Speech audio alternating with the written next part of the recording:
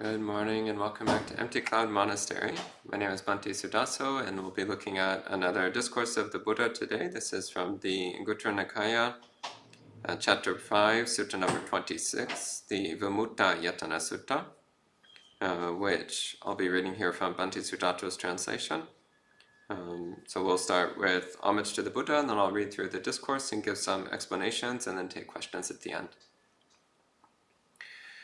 Namo tassa bhagavato arahato samma sambuddhassa. Namo tassa bhagavato arahato samma sambuddhassa. Namo tassa bhagavato Samma Sambuddhassa. Buddhaṃ Dhammāṃ Saṅghāṃ Namasāmi.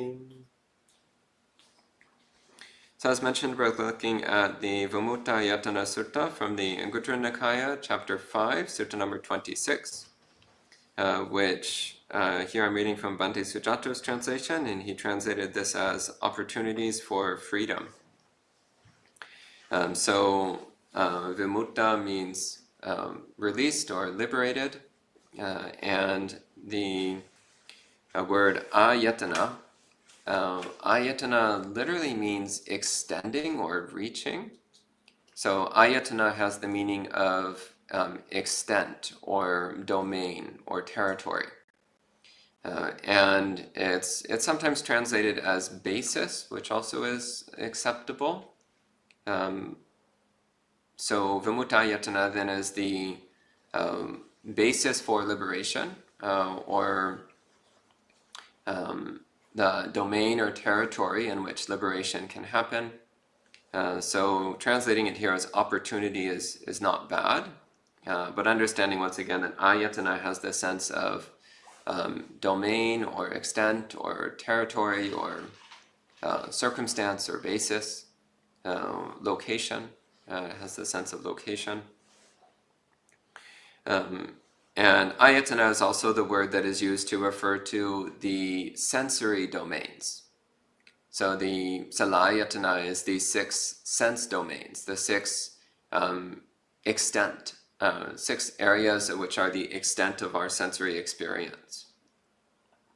So here it's using that same word, the same word that we use to talk about one's visual domain, the extent of one's sight. Here is used to talk about the domain of liberation, the circumstances or conditions under which liberation can happen. So of course liberation or freedom here is talking about full enlightenment, it's talking about full awakening. So it's important to understand that when we say freedom or liberation, this is not being used in the secular sense. When people talk about liberation in a secular sense of civil rights or freedom to do what you wish and so on, that's not what this is talking about. Rather, it's talking about being set free from greed, hatred, and delusion, being set free from our self-centered, defiled tendencies of mind, being set free from our distorted misconception of reality. And therefore set free from all dukkha, set free from all of our suffering and all of our unease. So the Buddha begins, the Buddha says, monks, there are these 5 opportunities for freedom. So again, that's Vimuttāyatana. There are these 5 opportunities for freedom. If a monk stays diligent, ardent, and resolute at these times, their mind is freed, their defilements are ended, and they arrive at the supreme sanctuary from the yoke. So sanctuary from the yoke is a bit of an awkward translation here. The Pali word is yoga kema. So yoga, these days normally when we hear the word yoga, people think of exotic stretching exercises from India. But the word yoga has a much older usage. So the word yoga actually is related to the English word yoke. So yoke in the sense of something that binds 2 things together. So yoga, as it's used in the Pali Suttas, almost always has the negative sense of meaning bondage, of being a sense of imprisonment or restriction, of being bound to something. So it has the negative sense in that, so yoga is normally talking about how we are bound to samsara. We're bound to the cycle of birth and death. We're bound to this constant experience of dukkha. So this is why then one of the words that the Buddha uses to describe enlightenment is yoga kema. Kema means safety, security, sanctuary. So yoga kema is when we're safe from yoga. We're safe from bondage. We're safe from this imprisonment or restriction of being constantly bound to rebirth and death, rebirth and death, rebirth and death. It's constantly being bound to this painful cycle of existence. Yoga is also used in a few places in the suttas to mean dedication or devotion to something. For example, in the term bhavananu yoga. So this is the yoga, the dedication to bhavana, dedication to training the mind, dedication to developing one's mental cultivation. So there it has the sense of dedication or devotion to something. We also see the term kamasukalikanu yoga, which is the yoga, the commitment or dedication to kamasuka, to sensual pleasure. So there yoga again has the sense of commitment or dedication. So binding yourself to something, committing yourself to something. But in this term, so yoga kema, yoga is being used strictly in the negative sense of being bound to the cycle of rebirth and death, bound to the cycle of suffering within samsara. So when the Buddha says they arrive at the supreme sanctuary from the yoke, so they arrive at the supreme yoga kema, he's talking about freedom from birth and death, freedom from the painful cycles of samsara. So again, he's saying there's these 5 circumstances where if one is diligent, ardent, and resolute, one can attain full liberation. What 5? So he says, first, the teacher or a respected spiritual companion teaches Dhamma to the monk. In whichever way the teacher or respected spiritual companion teaches Dhamma to that monk, they always feel inspired by the meaning and the teaching in that Dhamma. Feeling inspired, joy arises. Being joyful, euphoria arises. When the mind is euphoric, the body becomes tranquil.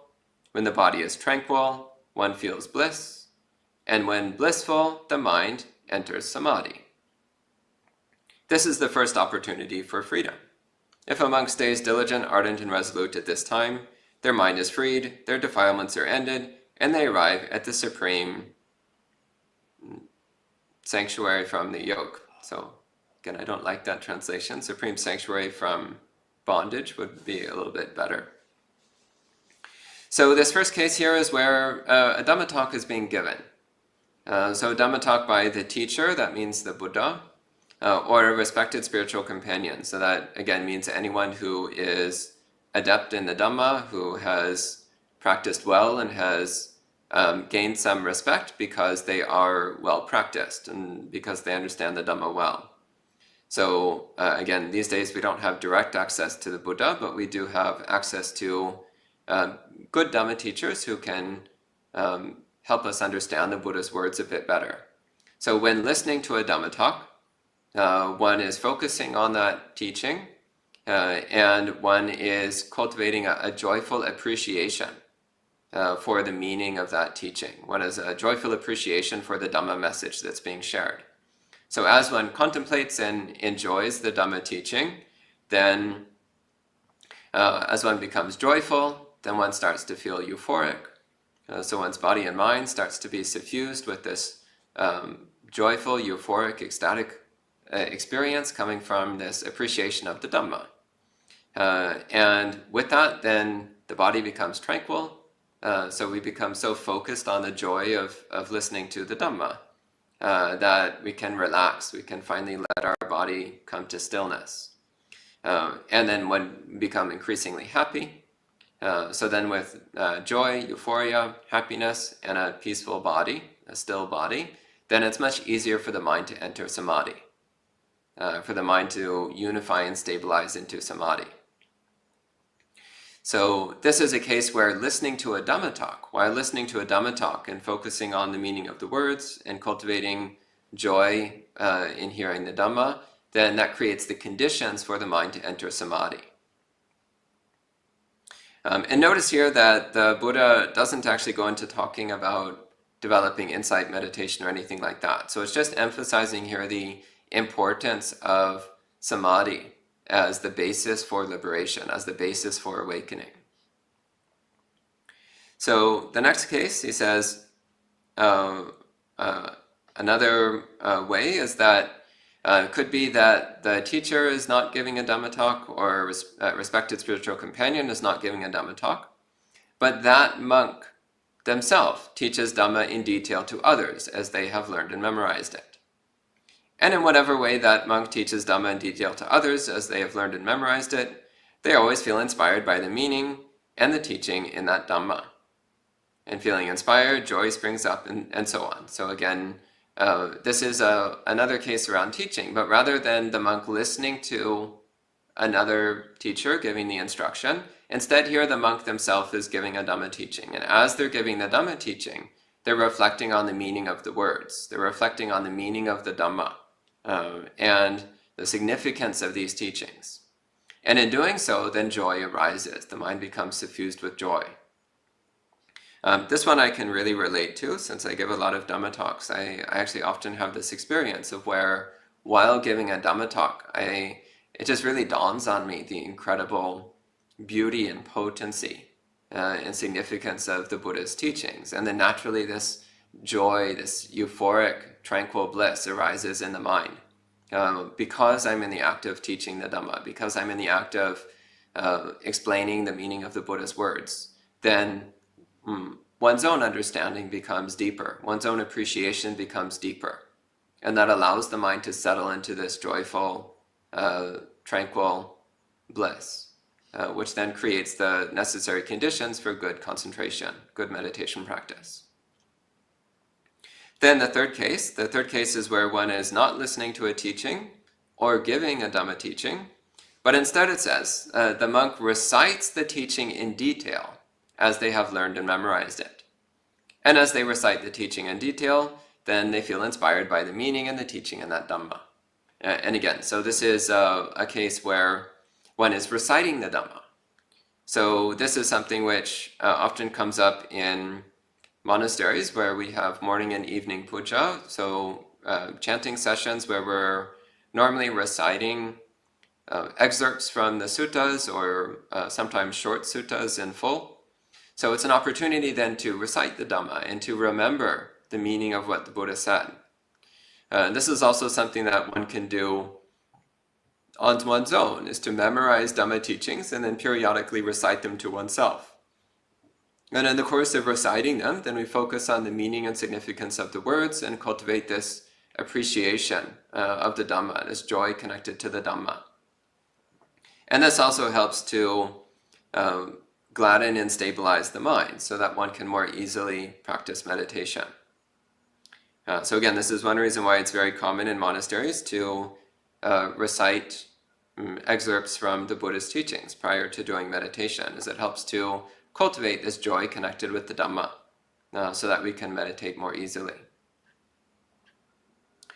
And then the fourth one, so the fourth case is a case where one is, again, not listening to a Dhamma talk or giving a Dhamma talk or reciting a Dhamma teaching, but it says instead, the monk thinks about and considers the Dhamma in their heart, examining it with their mind as they have learned and memorized it. And when doing so, they feel inspired by the meaning and the teaching, and so on. So in this case, again, one is maybe just sitting there quietly and thinking about the Dhamma, so bringing up teachings that one has learned in the past, contemplating the Dhamma, reviewing different aspects or qualities of the Dhamma.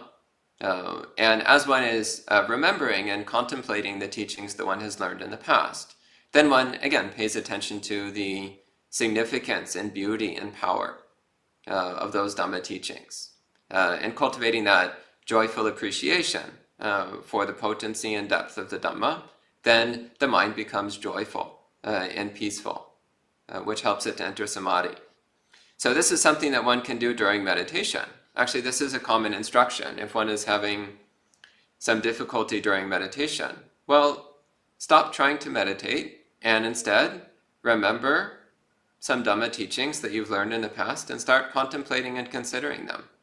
Actually use your intellectual mind to think about the Dhamma.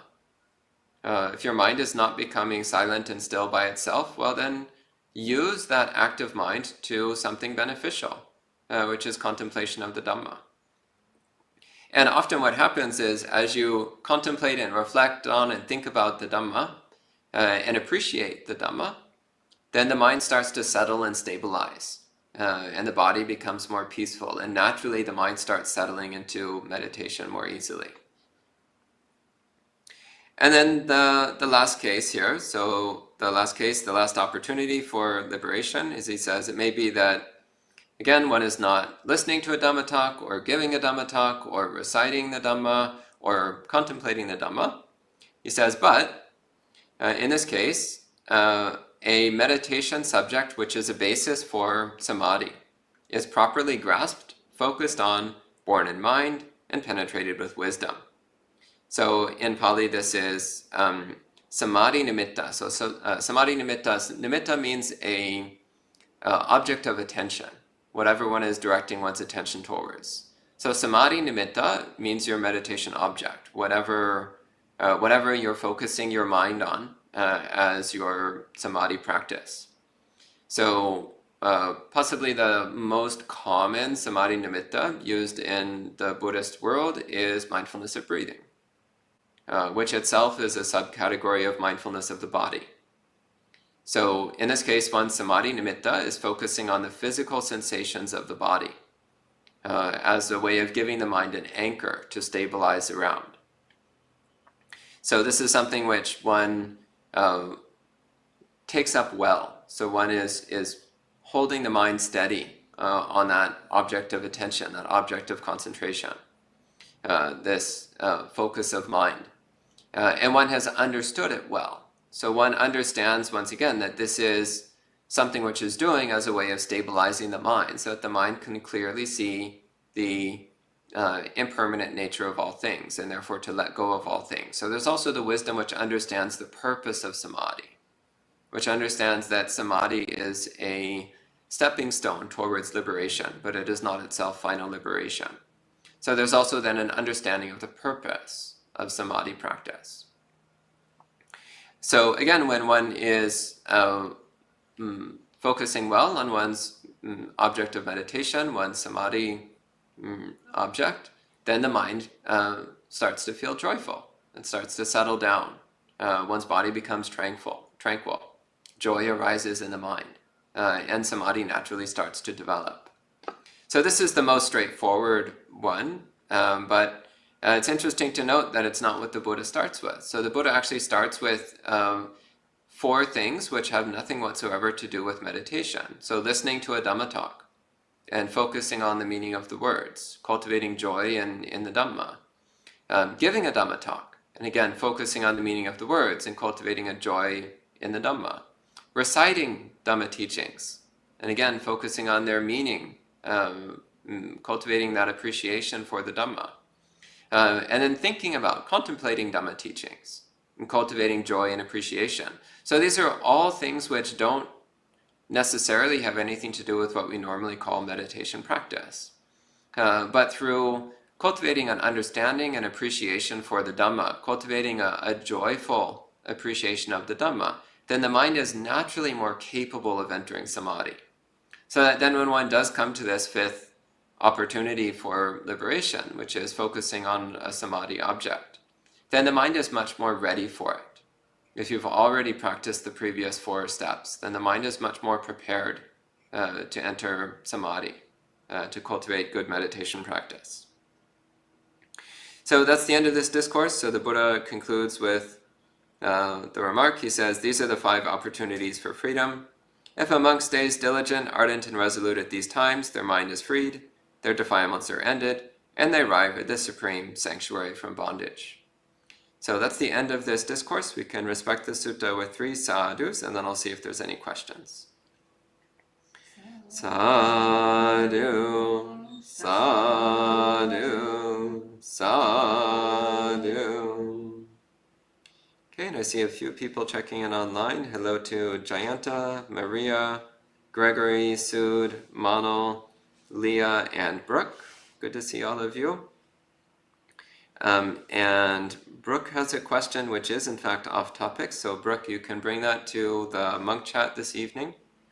So every Friday evening at 7:30 p.m. New York time, we have an open Q&A where you can ask anything related to Buddhism. So you can ask your question then.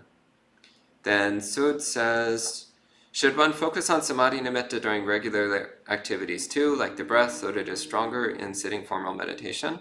Yes, that is a standard recommendation for cultivating good meditation, is if you want to have a good meditation practice, then you want to also keep awareness of your meditation object as you go throughout your other activities. So this is why there's normally such a strong emphasis on mindfulness of the body, constant mindfulness and attention to detail in everything that you're doing. In monasteries, this is a standard piece of advice. Like when sweeping the floor, don't space out. Really focus on being fully present with your body as you're holding the broom and moving the broom and going about your activities. Stay fully aware. If you're washing dishes, again, pay full attention to the sensation of the water, of the dishes, of the towel, whatever you're doing. Be completely, fully, intensely aware of your body at all times. And then naturally, when you go to meditation practice, you'll get off to a much quicker start because the mind is already habituated to focusing on the body. It's already habituated to mindfulness of the body. And Sud says, let's say focusing on metta during activities, would this count as samadhi nimitta? What are the drawbacks to this? Since this sort of nimitta focuses on feeling, sometimes it just gets too much. That's another example. Yeah, constantly cultivating metta as you go throughout the day and constantly staying aware of the metta feeling. But recognizing that when you are engaged in other activities, then you can never commit the mind 100% to the samadhi nimitta. So it's only during formal meditation time that we can actually commit 100% to our samadhi object. When we're engaged in other activities, we can only ever commit a certain portion of the mind to maintaining the samadhi object. So again, if you're doing other activities, then you still need to put sufficient attention to do those activities. But if you want to constantly keep metta as you do your activities, that is a really good practice. Just recognizing, again, it's never going to go as deep as it does during formal meditation. And that's the last question from online, so I think we'll go ahead and conclude at this time with 3 more sadhus. Sadhu, sadhu, sadhu. And we'll see you all next time.